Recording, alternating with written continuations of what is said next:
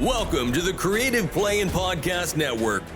Join us as we share our favorite RPGs, one-shot games, tabletop games, reviews, and convention panels. Sit back and enjoy the show.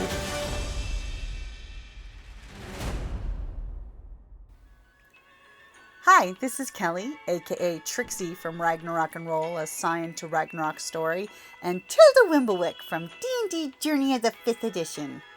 First off, I would just like to say thank you to everyone for listening to our varied adventures, as well as for rating us on iTunes and rpgpodcast.com.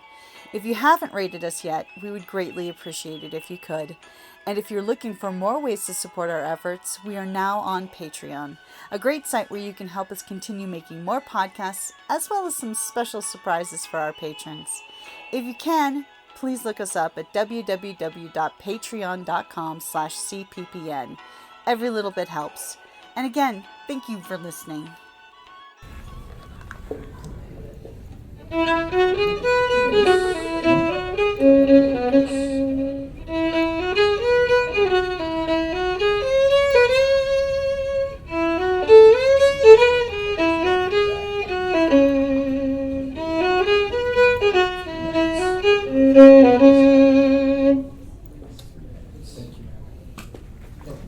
About time.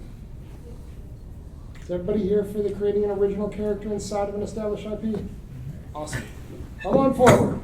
Don't have a lot of people, so it's more fun when we're all close. This is how you make conference. This is.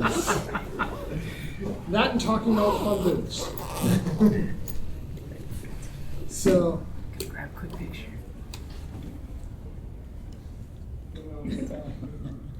Thank you. So just by show of hands, who is familiar with Fallout? That's more than that. That's the ones we're going to be working. That counts. That counts. And actually, we'll get into a little bit about why the show is actually really cool. That's going to be the lens we're going to work through, but the general ideas, it sort of works well beyond. You can take it to Star Wars, you can take it to Resident Evil, Halo, whatever. Just by way of introduction, my name is Bill. I am one of the leaders of the New Arizona Republic Fallout costume group. I'm Dion. I'm one of the newer admin of the New Arizona Republic costume group. And I am Michael, once again, another new admin for the New Arizona Republic costume group. Also known as Gary and Gary. So the general concept of creating an original character, it sort of intimidates a lot of people, but I like to sum it up in one concept. Why not? Because when you have an established IP, especially something rich, Fallout is what I'm going to focus on. We have 20, 30 years worth of lore, but inside of that, there's a framework. There's the technology of what happened in that retrofuturistic, the atom bomb concept. And inside of that, there is a ton of rich places to play. And then there's just the average slice of Americana that, one, we all live every day, but then what was it like in the 50s, which is where a lot of the cultural aspect, and so you can sort of stretch, pull things differently. Again, why not? That's my mantra of this talk, is why not? And if you let that be your guide when you're making a character, that's where it starts. It's just why not? My character that I created is the Wandering Knight of the Wasteland. Member of the Brotherhood of Steel, has slight ideological differences with the West Coast side, learned a lot from the East Coast side through transmissions. I went, I can help people. I'm in a unique position. He was put on an extended assignment with no resupply. So he makes do with what he has. He found the New Arizona Republic, befriended them, and is working for effectively two people and became a paladin errant. So knight errant from 76, the next level. He was a paladin before. He was allowed to think for himself, but he had ideological differences and sort of stretched. So rather than just the standard Brotherhood gear you tend to see, combat armor, he's wearing Enclave scout armor he took off of a dead Enclave operative. He has, if you go over to our booth, I have a plasma light machine gun modeled off of the MG42. One of history's most iconic weapons, stretched into that fantasy realm, that plasma concept. Because why not? In the pre-war lore of Fallout, technology, especially military technology, was going in every direction. You have Gatling weapons, at the same time you have laser pistols, laser rifles. So why not take that concept that was very effective in World War II, which happened in the war, and go, hey, that was an effective weapon. Let's make it better. Take that American jingoism that they talk about a lot. It's like, hey, the Germans did something good with this weapon. Let's make it better. Why not? Maybe it didn't get adopted, but it's still there. You can find that niche. For another example of why not, who here has played a video game and you click a button to see the map? So my why not is, how do they get these maps? There's got to be a cartographer, right? Why not be a wasteland cartographer? I figure if you're going to be making maps, you shouldn't fall under any restraint. So I wear patches for everybody, and I support everybody. My character doesn't carry any weapons because he's busy writing down stuff and taking notes and drawing maps. So I don't carry any weapons. That's why I got these guys. Why not, right? So you can stretch it and pull it, and anything that you think of, you can make. So for me, for my why not is just about every entity has some sort of machinery. So I can be the mechanic, I can be the tinkerer. I don't have the tools on me right now, but that's my thing is I'm gonna attach tools to my getup because there's always something that's gonna break. So why not? I could be there to fix it. I could tinker, make stuff, fix things, be the one person that fixed that tractor, so that way the farmer could go ahead and finish doing their crops, you know what I mean? Or get hired out by the Brother of Steel because, hey, there's one of my members, their Fallout suit is broken. All right, cool, I can fix it, So it's, why not to basically to the nth degree? There's always, I keep kind of going back to a documentary that I watched on like how the Star Wars toys started, right? There's always that one thing that was just off camera, right? If you think about it, you're watching the Fallout TV show, oh, they go into the one town. What was that one shop that you just saw the front door? What was that shop? It could have been a mechanic shop. It could have been a cartographer's office. It could have been his living room, right? But you never know because it's just off camera. And with it being just off camera, perfect example for why not. That's where you get to play. Yeah. You just kind of hang out in that little gray area, so that way you don't have to worry about following the actual standards of, hey, if you're playing this, you have to do this, you have to do this, you have to do this. You kind of float around in that gray area. You can, and that's not to say that any of the people who want to do the perfectly screen accurate Ranger, or over at our booth we have a couple of very good Caesar's Legionnaires right now. There's nothing wrong with that, but you should be able to put your own spin on it. And Fallout in particular, Star Wars in particular, are very rich in those options because you have the choice. You don't have to fit in a little bucket. The messiness is gorgeous because it lets you get away with it. Because no one, every Wastelander from the most battle-hardened Brotherhood of Steel Paladin to the random scaver who's just trying to make it through the end of the day, is in this same hellscape. They are trying to survive. The kit they've picked up or been issued, it may not be identical to the next person's.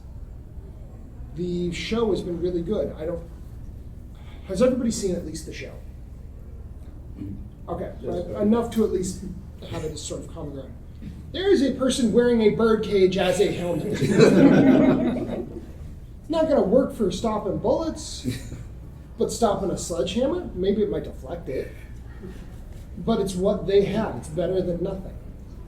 They can stop that board. Maybe not the super mutant behind the board, but the board. And in Fallout, we actually, a couple of years ago, had someone do a super mutant. Because why not? Graham exists. An actually sentient super mutant exists. You could also be a brainless super mutant if you wanted to. We've had members be robots. Actually, she's not here this year, but one of our members always comes and does an assault trial. Yeah. And it's really just one of those ideas. Why not? You don't want to show your face? Power armor. I'm working on a full set of mixed mark power armor. By the time I'm done, I'll stand 7 feet tall. I'll be an imposing presence. But it will be something where it doesn't fit into the neat boxes. It's not going to be, it's not the T60 from the show. It's not the T51B iconic from the games 1 and 2. It's not the XO1. My favorite helmet is the Fallout 3 Advanced Mark II, also known as XO2 armor.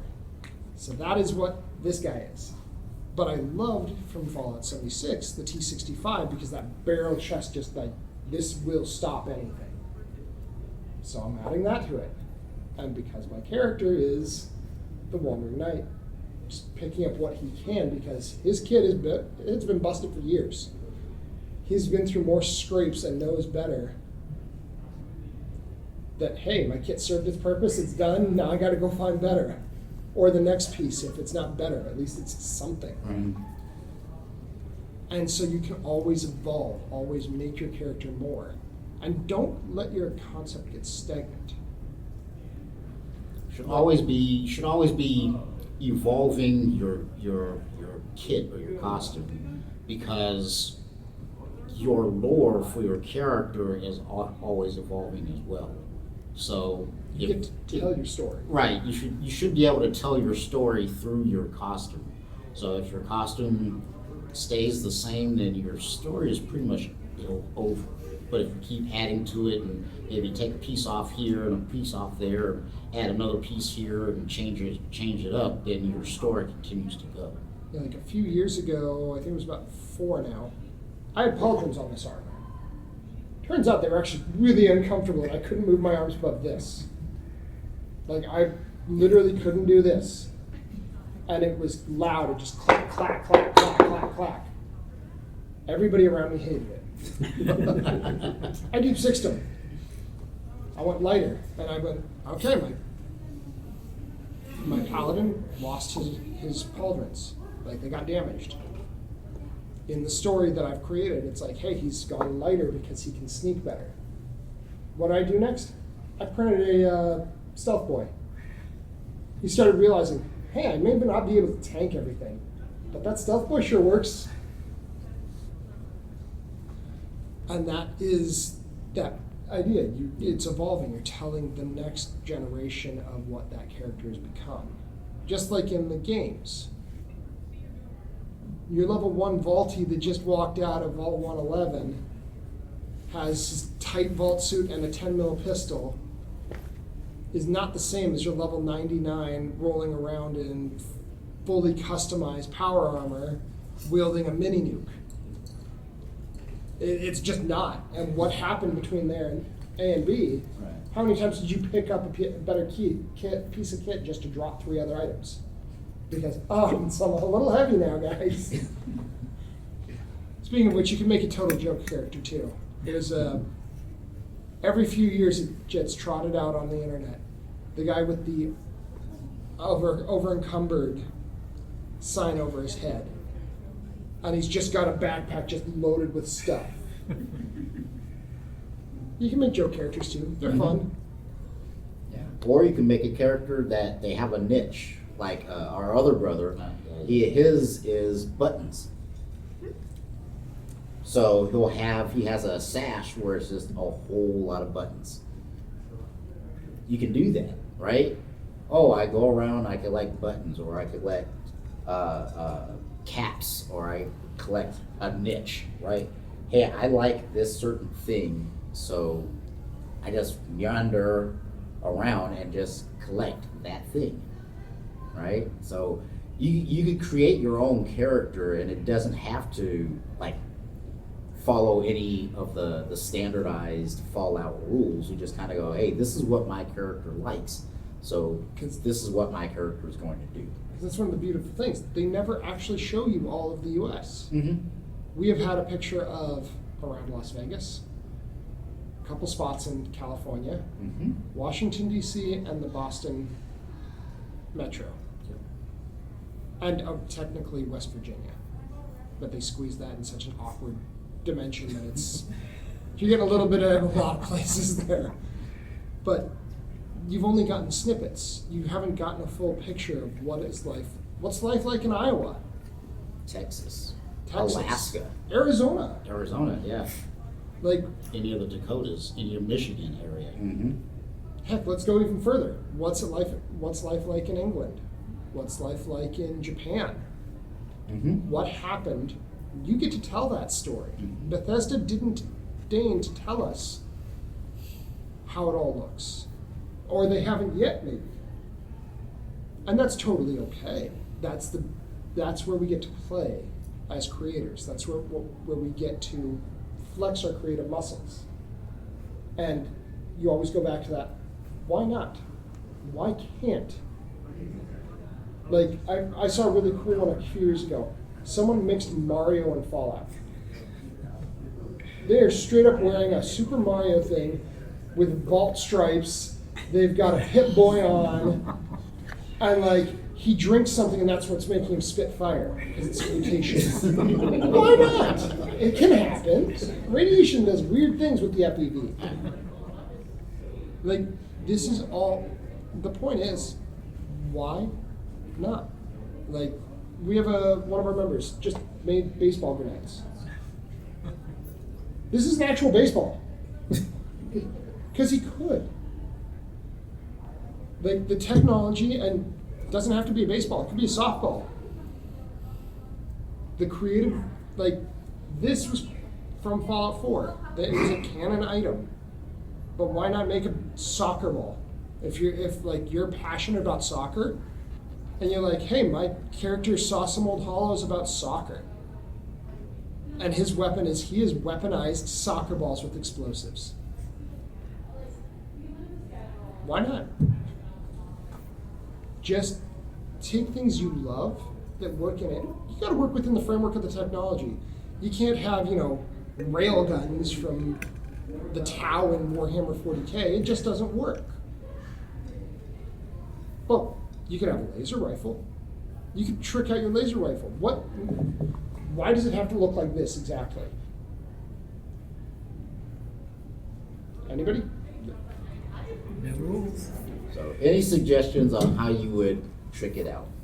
Any suggestions? Well, How would you make that different? Put a scope on it.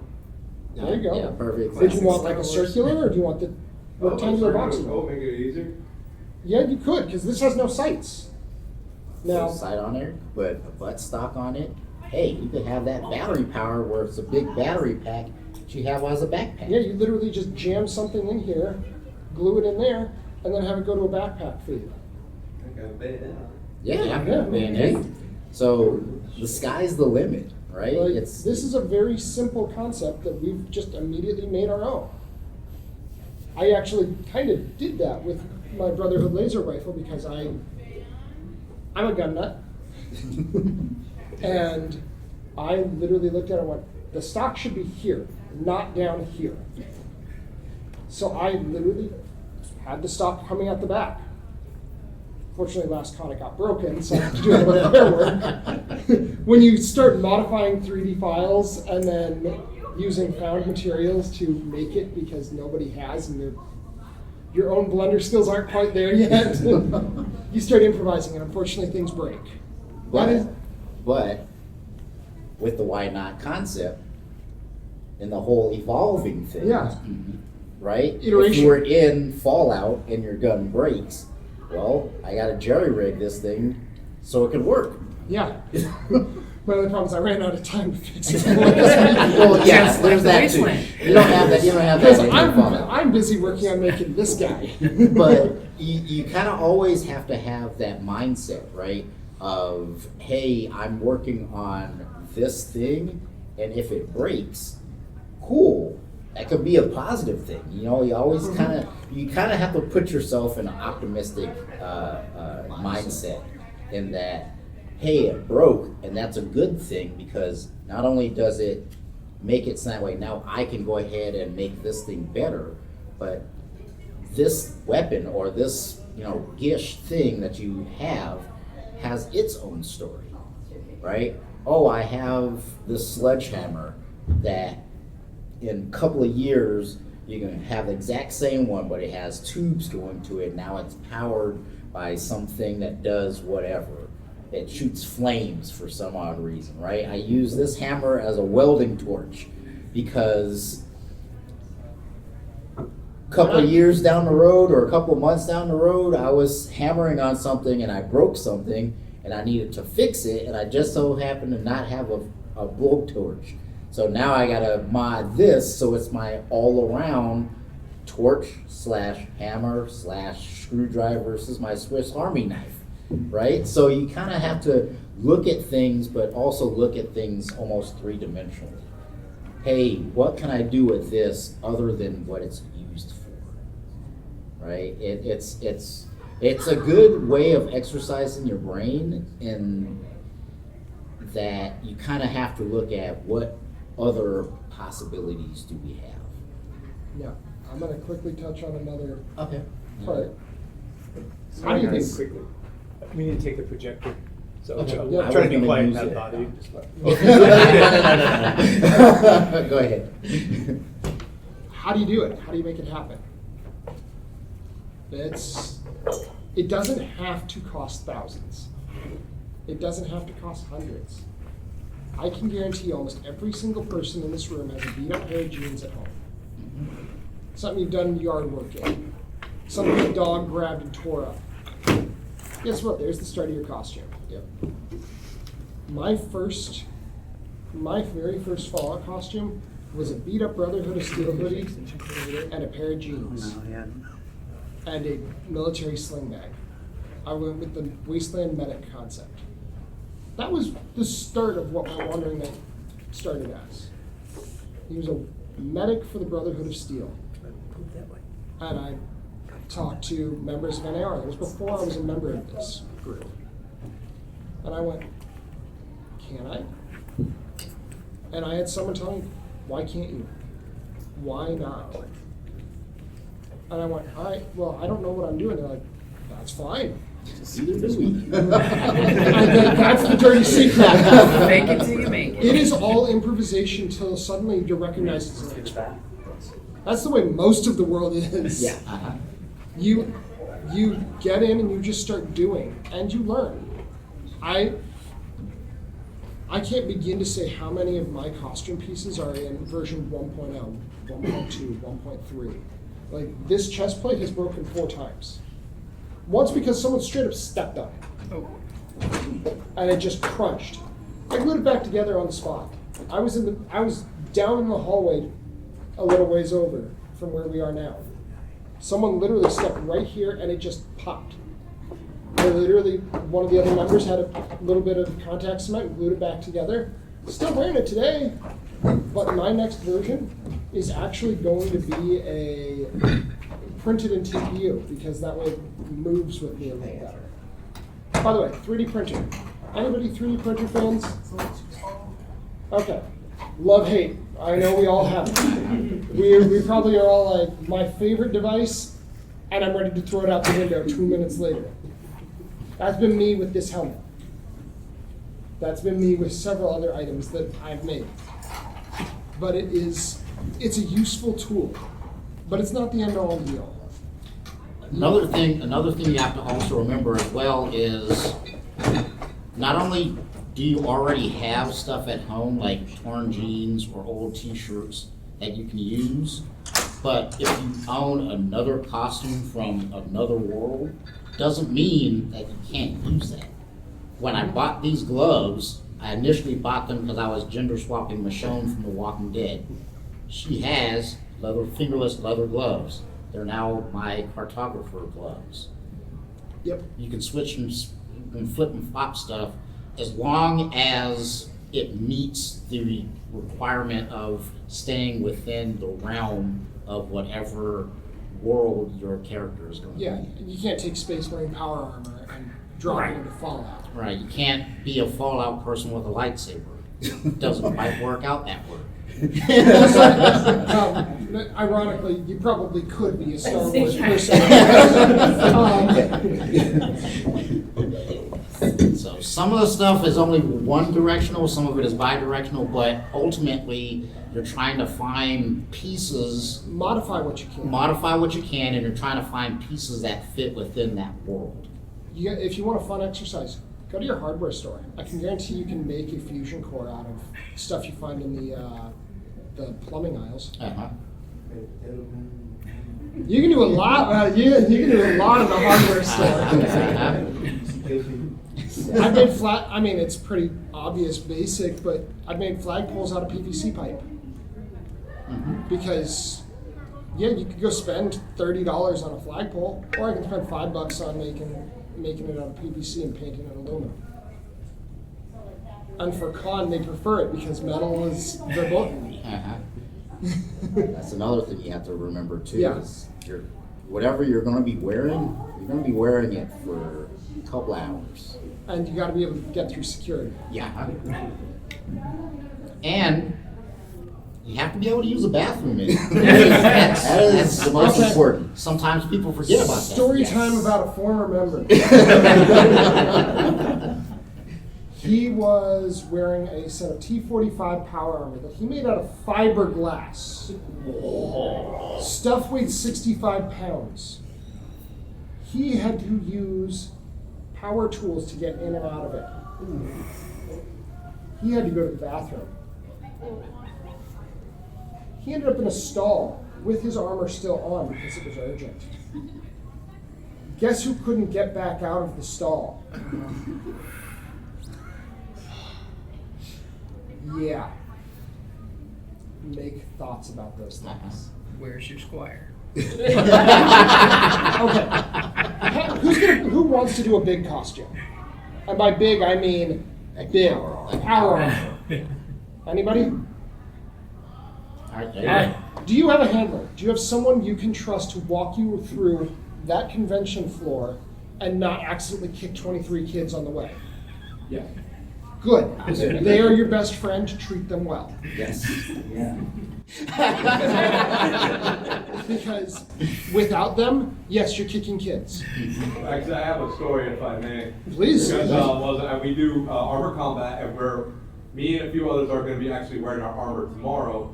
But I made the smart move of upgrading my helmet to a flip, so I can see, because pretty much our helmets we're looking through slits smaller than this. Right. Yeah. And we can't see. When I first wore it, he went with me and I knocked over 30 kids. You tried 3, you barely made it through the front door. Before you had to sit down. No, but like you said, the armor is heavy. It's 93. My old armor was 110 pounds. Now I upgraded it. Now it's only 93. I could walk in it all day. Just getting him from the parking lot down to the convention floor. He was wiped out for 15 minutes? 15 minutes. Yeah. But again, like you said, it's if you're gonna walk in it all day, Make got it to go to the comfortable. bathroom, the handler, everything, and I made that mistake, but luckily I've been in the armor in and out for so long, I know how to freaking just take it off real quick. You've got that benefit, not, especially when it's your first time doing it, like. Practice run, Yes. everything. That you too. know, and then challenge. I would say if you're at home, challenge yourself. Drink a bunch of water, put your costume on, and just walk around. Because you're at home, so who's gonna care? You're at home. It's your own territory. So, but I would do trial runs. Yeah, And that's totally legitimate. Yeah. Same thing goes with, I mean, my armor. It doesn't breathe. You know it quite well. It doesn't breathe. If I go outside right now, I am risking dehydration, heat stroke, just by walking outside, because it does not breathe and you cook. Yes, it's probably not the healthiest thing. But it is fluid. But it's good though. It's tasty. Yeah, it's cold and it's Tasty. fluid. So it's something you need to make sure you're being mindful of those safety things. And that actually goes to before when you actually build it. All of the 3D printers in the room, I'm sure you've used acetone, I'm sure you've breathed the fumes and gone, maybe not my best day, because I'm now coughing up what feels like blood. Flick that fan on. We've all done it. Right now I'm making most of this out of EVA foam and Expanda foam. Last thing you want to breathe is foam dust. I'm wearing a respirator. When I first started, I'm like, that's silly. Why should I need a respirator? It's just a little dust. Yeah, no, it's toxic dust. So be careful. And if you have questions, join a group. I hope it's NAR. I hope it's New Arizona Republic. We have hundreds of years of experience in our group. If there is a material or a technique or something, one of us has done it. I'm still going to others in the group and going, hey, look at this piece, what do you think? Does this look like trash or does this look decent? And they go, well, let me look.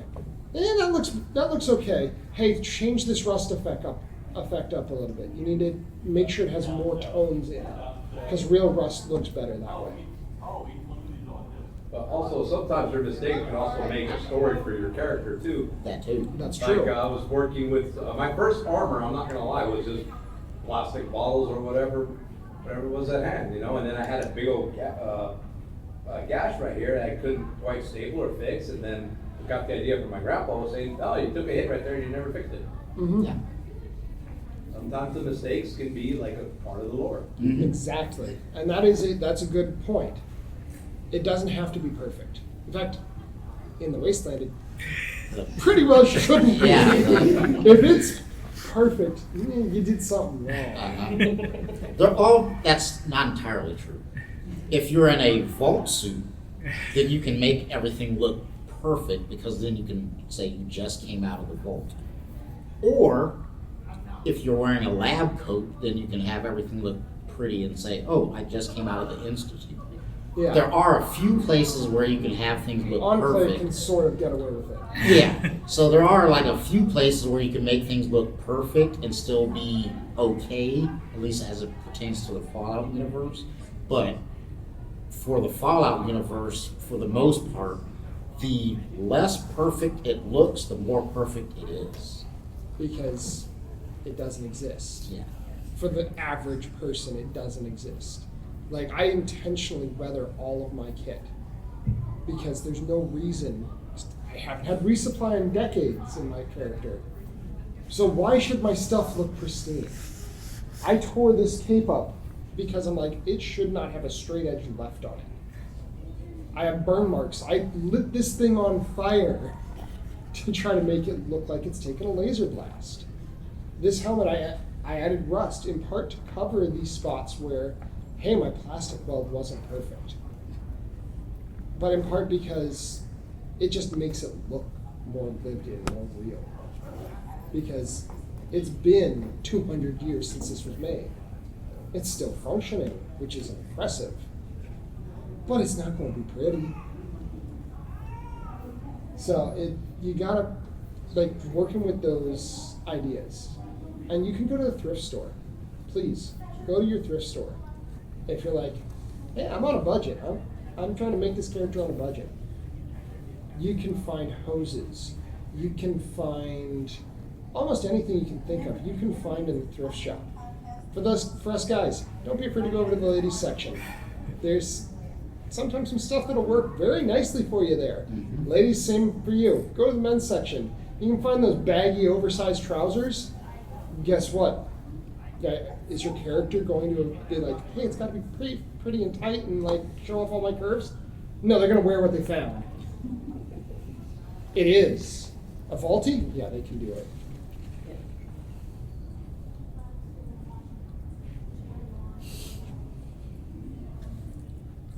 I guess Splatoon could cross over with Fallout. Splatoon? I've never heard of it. What is Splatoon? Is it the game where like things get sort of covered in sort of a slime? Yeah, you can do that. FEV. To my understanding, and this is me having been a Fallout fanatic for many years, there's about 12 different variants of FEV running around. Some of them make you a super mutant, some of them give you superpowers. You find a version that's just messy. Great. Or you find paint. Like, you could do that easily. Your crossovers, there's no reason you can't do them for the most part. Like, it is not unheard of for people to be like, hey, why can't I do this? Like, there's a character in one of the seasons from 76 that looks like a Mandalorian. You want to repurpose your Mando because you're mad at Disney? Go right ahead. Falloutify it. Like, repurpose things because you can. Yeah. Oh, yeah. That's definitely someone from the Institute.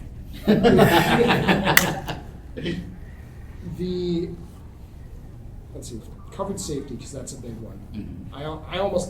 I always debate starting with safety instead, but because it is important. No costume is worth your life. I'm going to say it again really quick. No costume is worth your life. Like, that means making it. I think you've all seen the meme where the guy has a cutoff wheel from a grinder, hit him right here on safety glasses. Oh, yeah. Please, wear your safety glasses. I have had Dremel wheels do that. And I was wearing not an inexpensive set of sunglasses at the time. Fortunately, it hit the metal. Please wear your safety glasses. It's not worth your life. You're working with caustic chemicals. I've worked with resins. I've worked with epoxy, glues. Plastics. Plastics. Yeah, ABS. If anybody gets a wild hair and decides they want to 3D print ABS, don't. Just don't. There's better materials. But if you do, take it outside. Do not do that to your house. If you have pets, you love them more than printing that ABS. Trust me. And make sure you've done your research on what materials you're using. Yeah. PLA and TPU, PETG, those are pretty common. They're not zero risk, but they're low risk. Your phones, even EVA foam, you get that into your eyes. Trust me, it ain't comfortable. Been there, done that. It got around my safety glasses. I had to go rinse my eyes for the better part of 15 minutes to get rid of all the stuff. So, yeah, safety first. And when you're wearing it, hydrate or die. We live in a desert. Mm-hmm. If you're going to somewhere where it's cold, be mindful. I can't wear this in the middle of the winter in Nebraska. I'll die. Don't sacrifice your life for a costume. And I know passion is pain. Some pain is bypassable. Yes. And with Fallout, you can get away with it. Even a battle-hardened warrior is going to find a code if it's cold. Mm-hmm. Want to take time to ask some questions? Yeah. Answer some questions? We'll open it up now. Questions, thoughts, anybody have any? And by the way, we're more than happy to keep talking. We just only have so much time. So we can go over to the booth, we can hang out in the hallway, whatever we need to. But questions? So you mentioned the website. Where is the website? New Arizona Republic. Yeah. You can actually just go to newarizonarepublic.com. It'll bring you to our Instagram page. And from there, you can actually join the Facebook page, which is where we're most active. You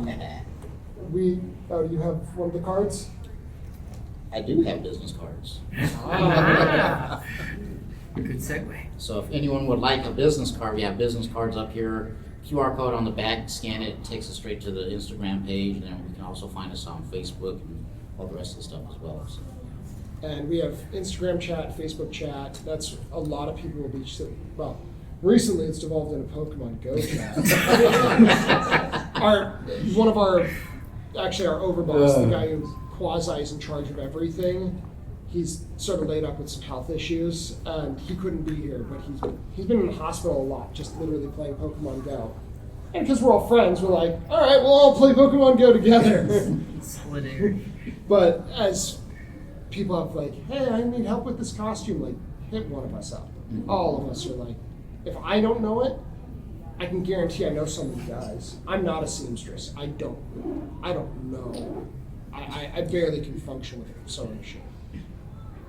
But I know 5 people who do. And they can answer your questions. You're like, I don't know what to do. I'll be like, hold on.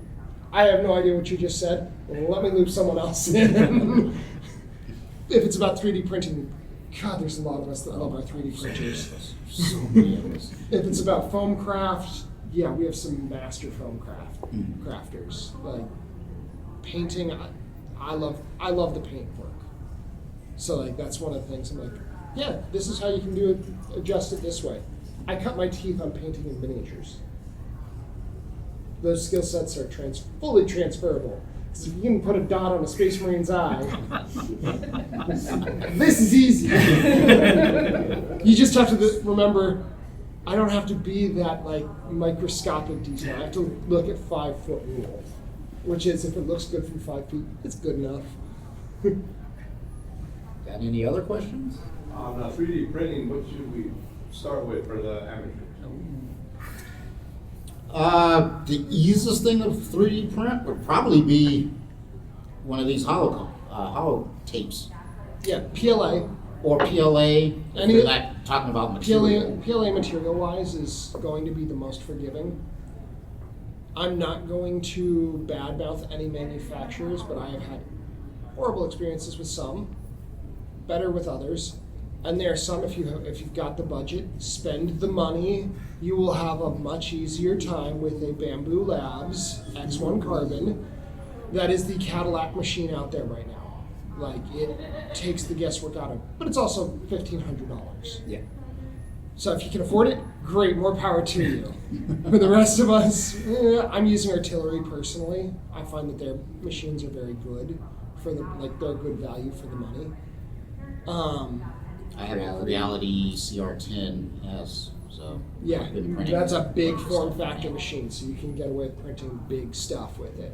But a lot of it also depends on what are you 3D printing, right? Because the same size printer you're going to use to print this, you may not need, or you may find that affordable. But if you're trying to 3D print that huge sword that you have, you kind of need something that's a lot bigger, right? Or a very esoteric version, because there's Right. actually a 3D printer with a belt, and it just sits there and it'll print the whole thing in one unit. But you have to orient it just right. It gets finicky. There's a lot to learn with 3D printing. It's fun if you love tinkering. It is a nightmare when things go wrong. I'll just own it. 2 weeks before this convention, I was trying to print the finger gauntlets for my power armor and the wheel for the back of my chest. I chased my filament not sticking to the board for 2 solid weeks before my buddy just went, have you tried a different filament? Sometimes that's the case. Turns out, I got a bad batch of TPU filament. It literally won't stick to a board, with glue even. I had glue on my board and I could not get it to stick. I'm like, this is insane. bought a different type of filament, worked perfectly. Got those printed, tried to print something because I messed something up. Now it's not coming out the extruder. You're going to chase problems occasionally. It's how it works. It's the name of the game. That printer has thousands of hours on it. So it's a reliable machine that when it decides to have a hiccup and give me a headache, it will do it. It's fun though, when I don't want to throw it out the window, which was yesterday. Got any other questions? No? If you're gonna start really simple, like you said, just coming out of the vault, grab one piece for your kit, what would be the easiest jump start to getting into it? I'm going to actually take you one step back.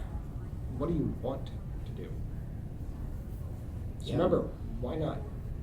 Do you want to be a vaultie? You don't have to be a vaultie. Just because the games almost always force you to be a vaultie, it does not mean you've got to be a vaultie. Yeah. You could be a wastelander who went, damn, I'm sick of the raiders knocking over my farm. Picked up a gun. I mean, Or- that's better than Because some technically, Wastelander is the easiest way to get into it because you already have a set of jeans. You already I'm pretty have- sure you have a T-shirt, and it's not that hard to poke holes in your T-shirt. Let me stand up for you. It's not hard to poke holes in a T-shirt, add a little paint to make it look aged, get some jeans that were already ripped, and just rip them a little bit more. You're a wasteland. You're working too hard. Just go change the oil in your car. You can do that too. Go do some yard work and roll around. Yeah. Give your. In another panel many moons ago with someone who's not even a member anymore because he got out of cosplaying, he always said, just give it to your dog. Tie it to the back of your truck and go drive. Mm-hmm. Real wear works. It looks good. You gotta keep in mind decency laws. If you're showing a little butt cheek, there might be some questions. Yeah, they may not let you in the con if you're doing that. But seriously, real wear works. Get it grubby. These gloves were one of that original costume. They used to actually go down to about here. They were brand new off Amazon. So I was like, I'm gonna have fingerless gloves, it's gonna be cool. Yay. I got to the con. First thing I did, rubbed it on the tire of the car. Because I'm like, these look too clean. I got them out in the sun for the first time ever and went, they're almost yellow. What's wrong with this? This doesn't look right. So I rubbed it on the tire. I have since cut them up. I've worn them so often they've started wearing through. That real wear tells the story. Actually, actually I think he is a member now, but another member who's a actually famous YouTuber taught me this one. That's what I do. Turn your gloves inside out. That raw, unfinished look works for a wastelander. That's what I'm doing with these right here. I think I told you to do that. Yeah, you did. You did. Because originally, they looked like this.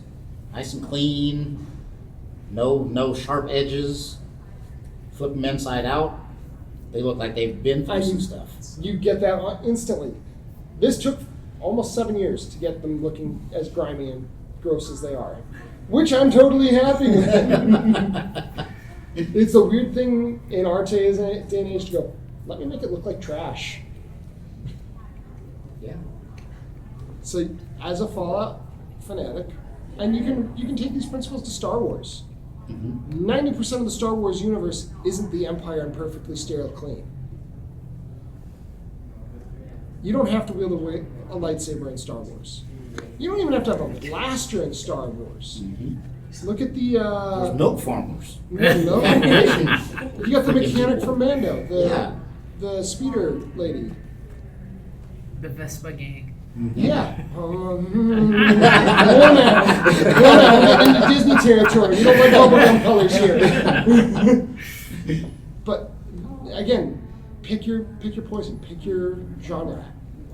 Why not? Why not? Find something. Learn the lore. Learn what makes that universe different and special, and then play.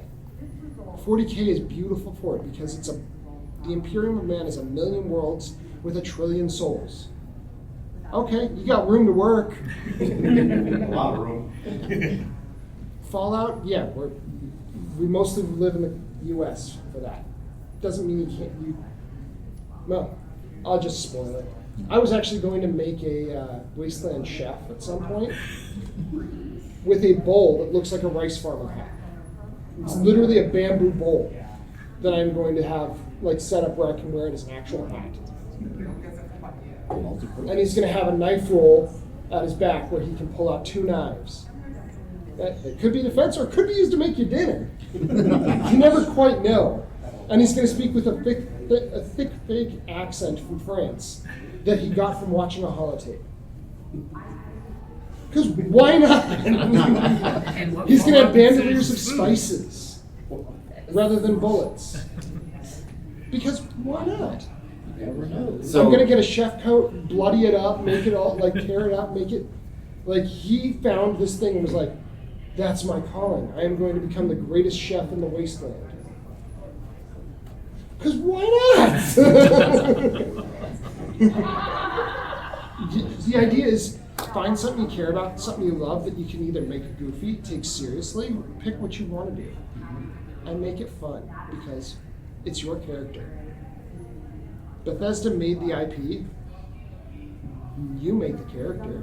Even in the games, you make the character.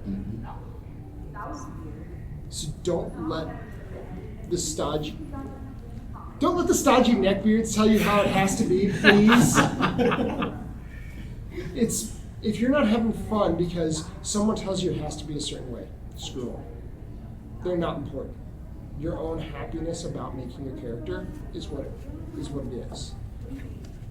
With that, I want to invite every single one of you to join New Arizona Republic. We very much so believe, make it your own. Like our overboss, he does a ranger that hates the NCR. He's an Arizona ranger. He doesn't wear the long coat because he personally finds long coats to look stupid. But he wears the helmet. He doesn't have a Sequoia. He has a big old revolver. And he carries a M249 saw that he calls the Maste. Because why not? He developed a whole character around his ranger. The idea is just make it your own. You can take like, oh, I really love the ranger archetype. I really love the raider archetype. Legionnaires. Legionnaires. But they can make it their own as well. Even in the lore of the Centurion armor for the Legion, they make it from trophies from their battles. No 2 Centurions in the Caesar's Legion should have the same outfit. However, too often you see carbon copies. It's one of my biggest bugaboos with NCR cosplayers. They all play the same trooper. It's cut and paste. Just a different person talking underneath. But you know what? If they're having fun, more power to them. Why does it matter to me? Because why not? They can, if that's what they want to enjoy. It's not what I do. It's not what I don't think it's what any of you would do because you're sitting in this room with me. So that's my challenge to you. And if you have questions like how do I do it, talk to us. Join the group. Yeah. If you have like, how do I get started? Where do I take? Where's idea 1? Talk to us. We have very disparate ideas of, hey, this is what I wanted to do. I'll ask you questions, and it'll actually be probably more of, all right, you tell me, what do you want to do? Because that's where your inspiration comes from, because you're not going to like it if you don't care about it. If you're just doing it to check a box, okay. I don't mean to be mean, but okay, you checked a box, congratulations. If you're like, hey, I want to be a dog herder, or a shepherd, a wasteland shepherd, or a wasteland dog breeder. Cool. Go for it. It's actually a good topic. If you want to be a wasteland cat breeder, more power to you. Yeah. Wasteland crazy cat ladies unite. I think I may have Melanie's next costume. All right. Let's make it happen. Let's make it happen. Throw the little catnip, and then you just hear the dark shadows go. Cut to dark. Catnap in a bunch of boxes. There you go. Hold on, laser.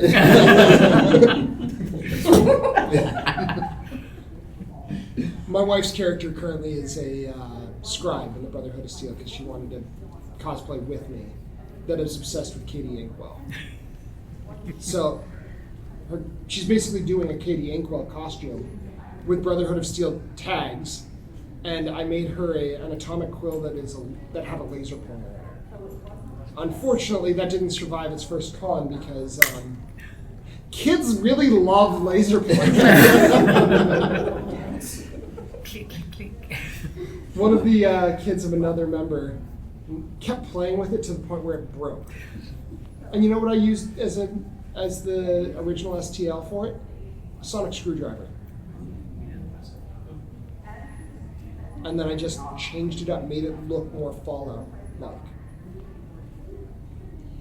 Take your inspiration from whatever source. It's like, I really like this idea from here. I like this. Steal. Mm-hmm.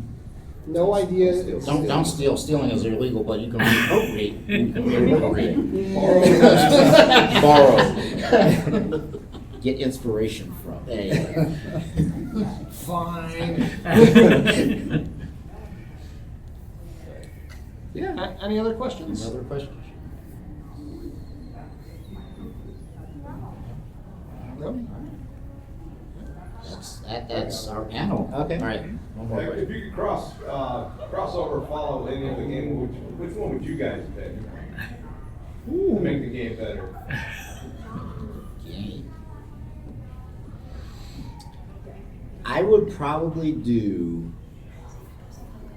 Fallout and Knights of the Old Republic. That's a Yeah. That's a good one. Yeah. Because you kind of see it, right? You got mutants that have space powers and lightsabers and regular blaster pistols. I'm going to go the opposite direction. Okay. Baldur's Gate or any D&D, get magic involved. Lean into the weird that is in Fallout. Yeah. I would go with Fallout mixed with World of Warcraft. Because imagine an orc in power armor. It's a super mutant. Wow. Yeah. Oh, you just think it's regular armor. Like. I found we have time?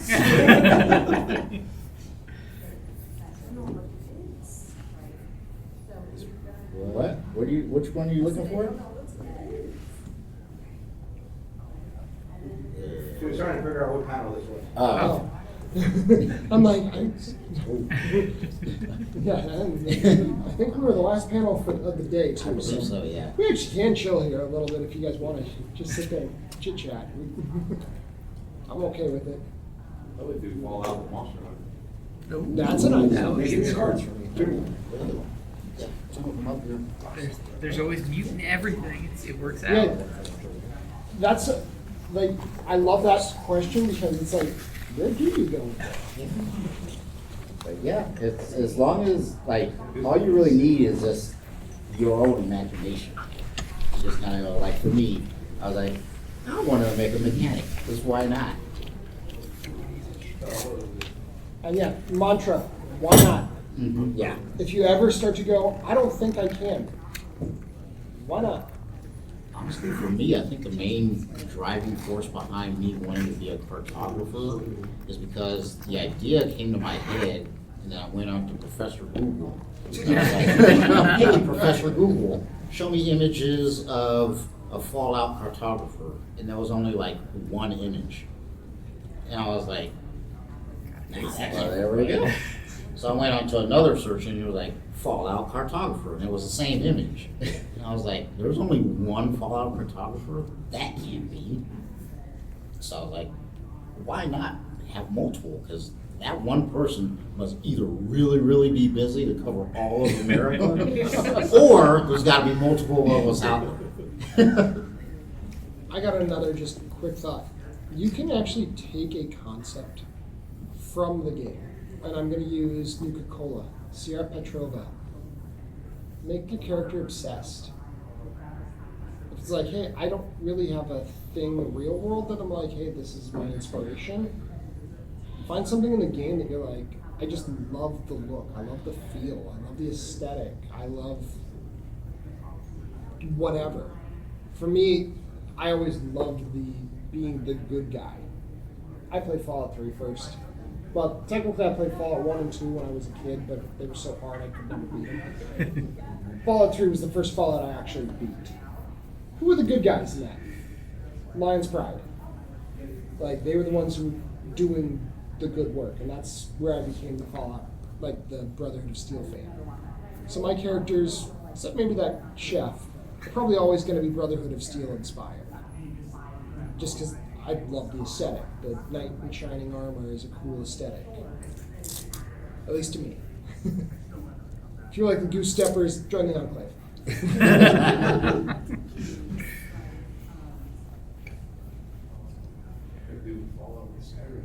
You have the guy that always finds you everywhere. Hey, I got a letter for you.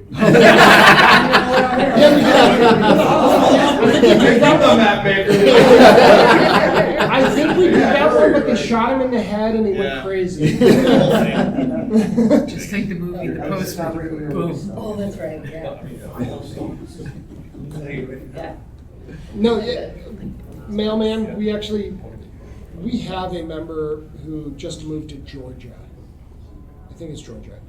Regardless, he does a courier, and you'd recognize him if you saw him or heard him. Probably you'd hear him long before you ever saw him. He carries everything on him. Oh yeah. And he just Yeah. Oh my god. And but that's what a courier would actually be in the game.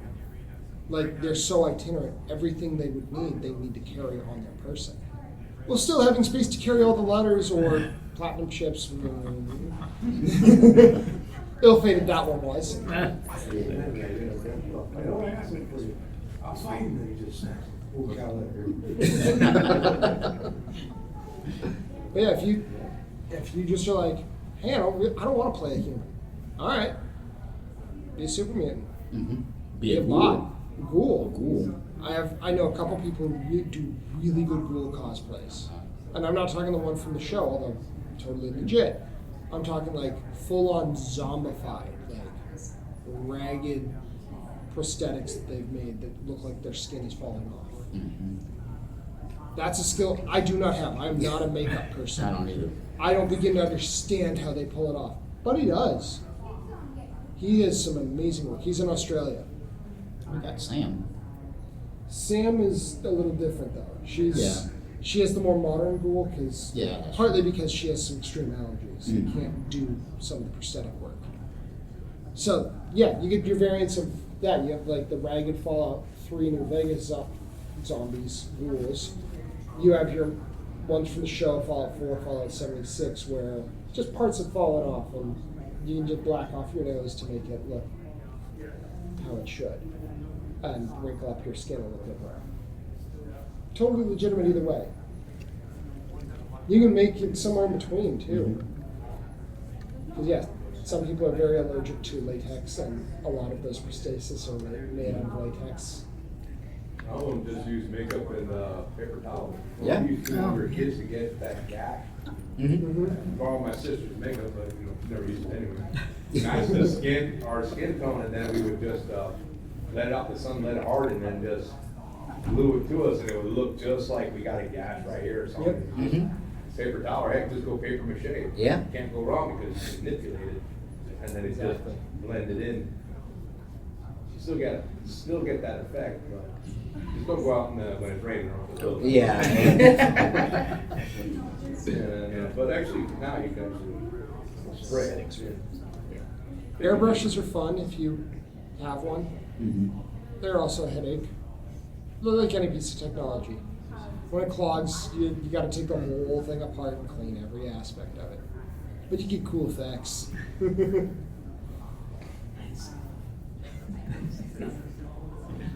And you don't have to spend a ton on all your tools. Harbor Freight's a wonderful place if you need tools on the cheap. Like, yeah, it's not going to be your DeWalt's or Milwaukee's, but it'll work for most of what we're going to do. You're not chopping steel with with a Harbor Freight special, but it'll cut through plastic. It'll cut through aluminum. Small computer fans are definitely your friend. Yes. This helmet's going to have 3 of them. Back in 2009, I made a set for my high school for robotics. And it was just Mark I Halo armor. I had a fiberglass. We ran around Atlanta, Georgia, Vegas, Salt Lake City with it. And but Salt Lake was the first one. And it was cool there. It was like in the spring, so no harm, no foul, right? Winter, springtime. As soon as summer started encroaching when we were in Vegas, terrible. Then I had to modify it by adding in as many computer fans as I could get from a junkyard that I went to. That might, and just rigged up, bought small batteries, put some wire on it, electrical taped it together, and put a switch. Yep. Once this helmet is done, it's going to have 2 fans drawing from the front, and then out in the back, and I have 2 vent holes up top for straight up heat. That also comes with planning, right? If you're planning on building power armor, you gotta put that into your plans, right? In my chest plate, I'm going to have a 10-inch just fan I bought off Amazon with its own built-in battery that is just going to sit in the back and just blow on my back, and then up and out. This is part of that safety thing that we were talking about earlier.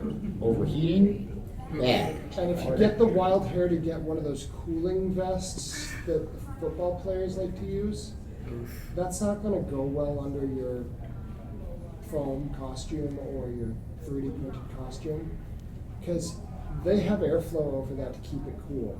As that stuff circulates, it will get hotter and hotter, and eventually you might as well just be boiling yourself, because it's just going to absorb all your body heat and it's not going to cool you. It'll be nice for about 15 minutes. Yeah. But that's perfect for after you get out of it. Yeah. One thing I have been told by my buddy who's been working with me and teaching me the ways of making and wearing power armor. If you're in that heavy armor, there's a thing called thermal shock. That when you get out of it, especially if you're in a cold environment, but you've been in that and you're cooking at like 90, 95 degrees, when you get out, it'll drop your blood pressure. Yeah. So have dry clothing that you can change to. Most conventions have a place you can change. And this is where your handlers come in handy, because downgrading from out of your power armor, we're gonna see a extremely damp shirt, damp pants, because you're gonna sweat. So it's up to your handlers to make sure you're able to get out of it safely, you're well hydrated after you get off. If you have a change of clothes that you want to change into, that's readily available. That's where your handlers are going to come in real handy. The handlers get the fun job of taking all the pictures too. Uh-huh. You get stopped every 5 feet. Can I take a picture? 4 hours later. You made it to the end of the aisle. Their job is to also be your PR person, go, hey, just follow us and we'll get down to the end. I actually had to do that with my buddy who has Ben has the XO1. Yeah. We were at the New Vegas Days celebration last year. We went 150 yards in 4.5 hours.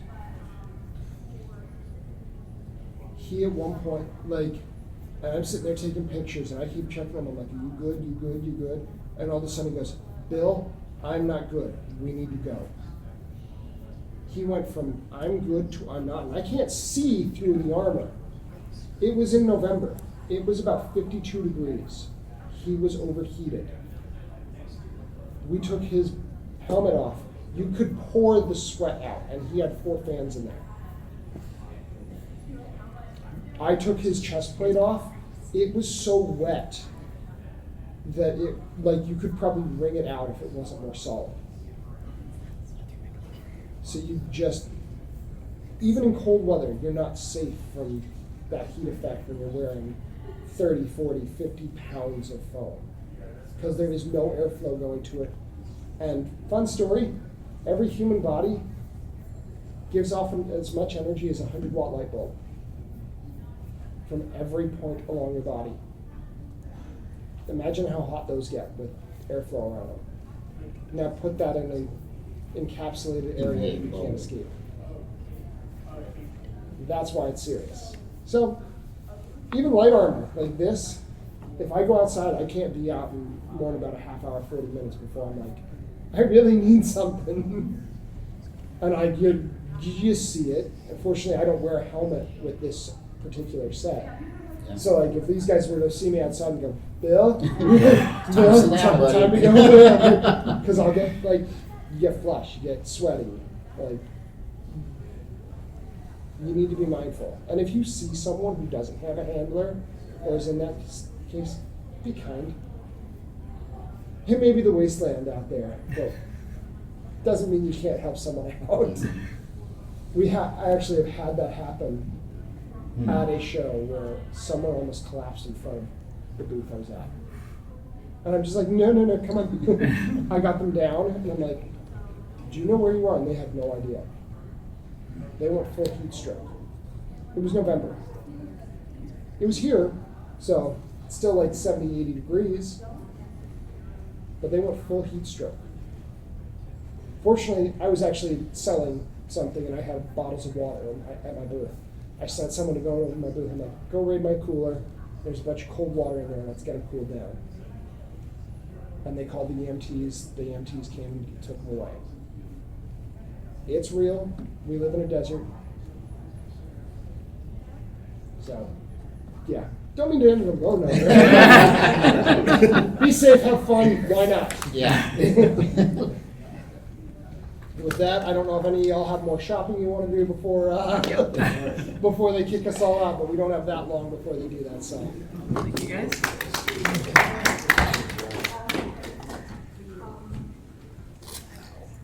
And time to get some more wild Bill. Yes, always. I got the baseball grenade in my pouch. Okay.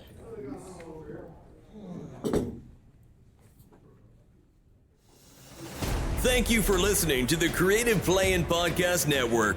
If you enjoyed our show, please check out D&D Journey of the 5th Edition and Ragnarok Enroll a Scion Hero to Ragnarok Story. Also, check out our Patreon page for more content and behind-the-scenes things, as well as joining us for a one-shot game or two.